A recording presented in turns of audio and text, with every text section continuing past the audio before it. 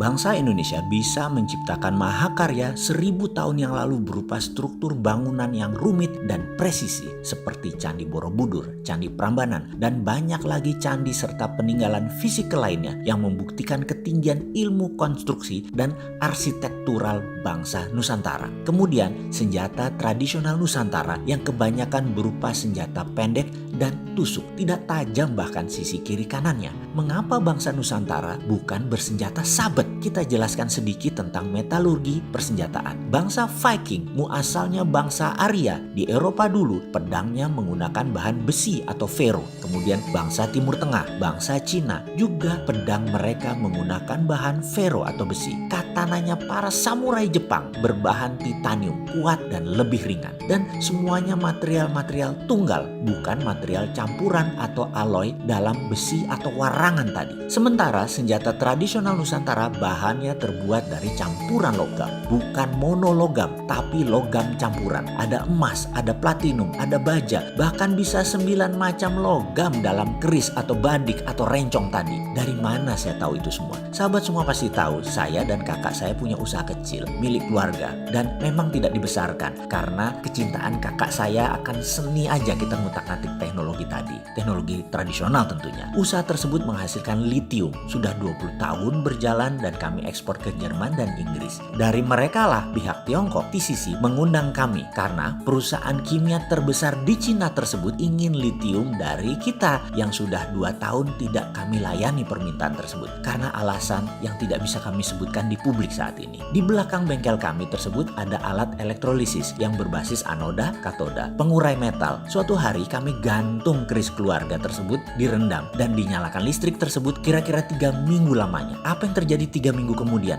Clean, bersih, terurai. Ada warna kebiruan busa buih di atas permukaan air tadi. Ada yang ke bawah jatuh, ada yang menempel di anoda. Biasanya menempel adalah tembaga yang disebut anoda slime, yang jatuh warnanya keputihan mengkilap. Yang kesemuanya kita kumpulkan, kita keringkan, kemudian kita bakar di furnace dengan suhu tinggi. Yang di bawah tadi adalah platinum oxide, yang mengambang adalah gold, murni, emas. Semoga hal ini menjawab lagu karya Sunan Kalijogo yang ada kata-kata emas kumambang, emasnya mengambang. Ya sudah, untuk seterusnya Anda pikir dewe ya. Jadi kembali ke cerita tradisional Nusantara. Mengapa senjata tradisional Nusantara tidak terbuat untuk sabet? Jawabannya, kalau dibuat pakai 9 bahan metal ya jadi berat. Mending senjata tusuk, itu pun tumpul kiri kanannya. Lah ngasahnya pakai apa? Pernah nggak Anda melihat ngupas mangga pakai keris? Ngupas mangga pakai badik masih mungkin karena tipis. Tapi ada nggak yang mengupas buah tadi pakai keris? Ada, orang nggak tajam kiri kanannya. Oke, kita lanjut. Di sisi lain, karena itu senjata tradisional bangsa Indonesia diperlakukan seperti pusaka di semua wilayah. Ya memang karena mahal barangnya. Kembali ke sejarah Nusantara, sumber daya alam yang berlimpah tadi terutama mineral, Gajah Mada tahu memanfaatkannya untuk mempersatukan Nusantara. Wali Songo memakainya untuk mempersatukan umat dan Presiden Soekarno memakainya untuk mempersatukan kekuatan nasional melawan imperialisme. Lalu ada pertanyaan, setelah Gajah Mada dan Hayam Wuruk Majapahit itu pudar, setelah Soekarno yang membangun Indonesia menjadi negara terkuat di Katulistiwa itu pudar atau selesai masa jabatannya, Indonesia saat ini mengapa menjadi negara di tengah-tengah saja? Mengapa Indonesia menjadi negara mediocre? Apa karena orang pinter, free thinkernya tidak mendapat porsi bermain? Para inventor banyak dibatasi, para pembaharu reformer nggak banyak bisa bergerak karena aturan dan ketidakberpihakannya negara. Apa karena semua aturan-aturan negara tadi seakan untuk kepentingan sekelompok orang dan pesanan pebisnis asing-asing? Inovasi penemuan tidak banyak yang mendunia. Saat ini Indonesia ini negara pengekor bukan, negara imitator bukan, negara inovator bukan. Mau kemana nih arahnya? Kita ini hanya jadi pasar aja ya. Kita mencoba mengingatkan, bangsa besar bukan karena sumber daya alamnya, bukan karena letak geografisnya, bukan karena siapa temannya, tapi bangsa besar karena pemimpinnya visioner dan membangun sumber daya manusianya maksimum, bebas berkarya. Kemudian pemerintahnya membangun infrastruktur sesuai potensi anak bangsa. SDA, sumber daya alam, dan letak geografi yang strategis itu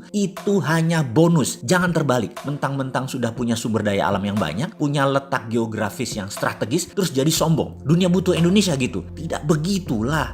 Siapa lebih penting daripada what atau apa? Saya ingat pesan kakek saya, seorang kiai kampung, berkata, siapa yang kamu kenal lebih menentukan jalan hidupmu daripada apa yang kamu tahu. Siapa Indonesia? Mana revolusi mental yang 6 tahun sudah berjalan ini? Malah terbelah dua bangsa ini sejak 2017 zaman Pilkada Jakarta dan Pilpres. Sampai saat ini luka menganga. Ke depan, maukah kita bantu negara ini selesaikan perbedaan, bangun peradaban, berani mendengar sesuatu yang beda, berani menerima pendapat ilmu lain dari otot pengetahuan yang lain, siap berbeda berdasarkan ilmu, berani lengser seperti staf sus milenial ketika salah, berani tanggung jawab atas seluruh hutang yang diambil atas nama pemerintah ketika nanti sudah tidak menjabat, ternyata anak cucu nggak dapat apa-apa malah nanggung kewajiban besar. Bayi baru merocot saja sudah dibebani hutang 14 juta yang ternyata semua itu tidak sanggup dibayar oleh anak cucu kita. Bener deh, kalau hutang produktif di akhir jabatanmu pasti lunas. Kalau hutang nggak tahu juntrungannya di akhir jabatan malah meludak. Siapa yang mau nanggung? Naik malah jumlah hutangan dan kewajibannya. Pokok dan bunganya naik di akhir jabatan. Siapa yang mau bayari, bos? Partai pendukung, fansmu, buzzer rupiah mau bayarin itu semua. Kok nggak takut ya sama tanggung jawab yang nanti melekat ketika tidak menjabat lagi? Wahai yang terhormat politikus, suatu hari Anda tidak berkuasa lagi karena kalian pasti tergantikan. Kalian nanti tua seperti juga saya nanti. Kalian nanti tidak berguna juga. Kalian dilengserkan juga. Kok nggak takut ya buat keputusan yang memberatkan rakyat? Pejabat-pejabat ini nanti ketika tidak menjabat. Mantan pejabat tertinggi BUMN kemarin buat hutangan haram jadah gedenya. Mana buktinya kalau jadi produktif sekarang? Semua BUMN karya-karya itu berhutang semua saat ini. PLN bahkan 600 triliun hutangnya. Gila, itu aset negara atau perusahaan yang nanggung? Ujung-ujungnya negara yang harus nombokin ini semua. Pejabatnya anjrit, bos-bos BUMN hartanya masih asik, gajinya gede, jamnya bisa miliaran. Mengapa enak-enak nggak nanggung atas keputusan yang dulu kalian buat? Jadi solusinya bagaimana? Mumpung masih panjang masa jabatan, mumpung corona masih dimainkan para globalis, mumpung Trump mau bedel Cina, mumpung Tiongkok kumpulin semua arsenal senjata-senjata ke pantai timur. Begitu saling serang, peluru Tiongkok bisa memusnahkan armada laut Amerika dan peluru Amerika bisa meluluh lantakan kota-kota di timur Tiongkok. Mau si Sontoloyo ini bantu kan? Ada syarat, ganti semua pemain liga utamanya, bos. SDM pengganti dan sistem baru masuk. Bagaimana? Kalau SDM yang masih ada sekarang di liga sekarang ini, kalau strateginya juga masih kayak sekarang ini, ya monggo dilanjut deh.